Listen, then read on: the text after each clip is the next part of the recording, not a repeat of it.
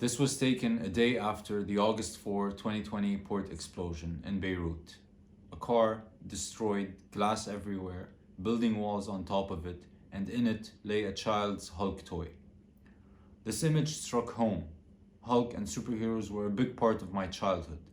They were able to achieve everything we dreamed of. But this hero, he lay there face down, beaten and defeated. This is what happened to childhood in Lebanon. This is what happened to strength in Lebanon.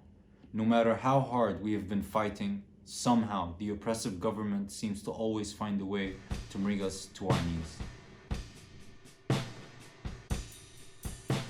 Hey, I am Haitham. I am a multidisciplinary artist. I work with photography, video, design, and I've been recently immersing myself in the Web3 and NFT space, and I'm hoping to expand my skills into that. I am from Beirut, Lebanon, and I have recently relocated to Turkey. I guess for me, like many other photographers, it all started with that one photo that kind of spoke to me. I guess I was around 13 or 14 at the time, rifling through a book of photographers and photographs. It's kind of like Scopio's The Year Time Stopped. And there was something about that one photograph that moved me. The subject's life, the setting, the mood, there was something about it. And I felt like it was a still image, but it felt like I was watching a movie play out in front of me. And I wanted to grow up and have my photographs impact people the way this did to me. And that's when I realized that I wanted to share my view of the world with the world. My photography beginnings stemmed from my love for space and nature.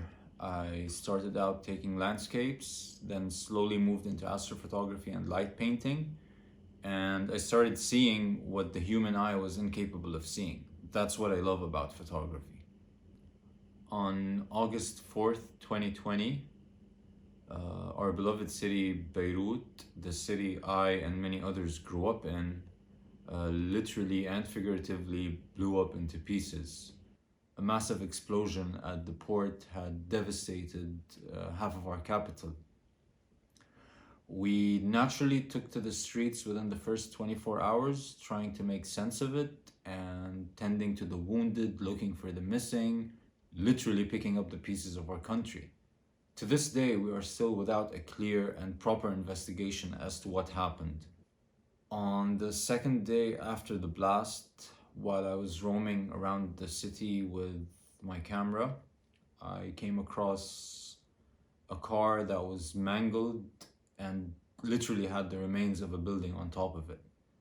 The glass was shattered, it was destroyed. And in the back seat, there was a Hulk plush toy laying face down.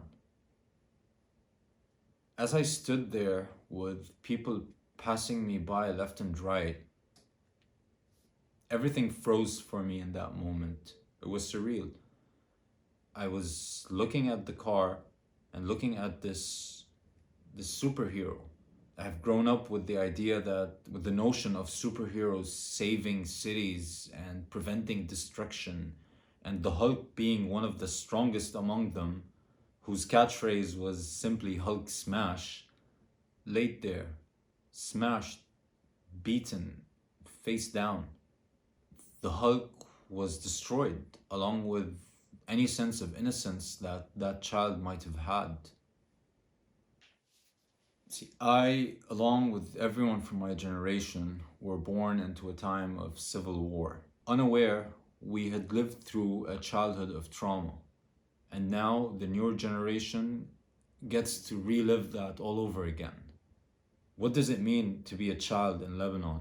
To have no dreams, no hopes? You can only hope to survive. That's not right. It was and still is very important to me to get this message across to as many people as possible. We have been numb for so long that this has become our norm. This isn't normal. What the government has been doing for generations is not normal. It is not okay.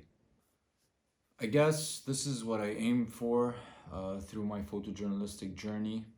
It's to showcase how we have been made to suffer both emotionally and physically, for many years.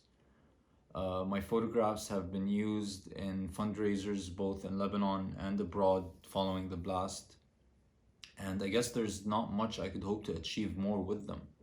If one of my photographs could maybe reach the heart of one person who could in turn do anything to help my country, then that photograph will have had served its purpose, to shed light on what's happening. And like I said in the beginning, to share my view of the world with the world.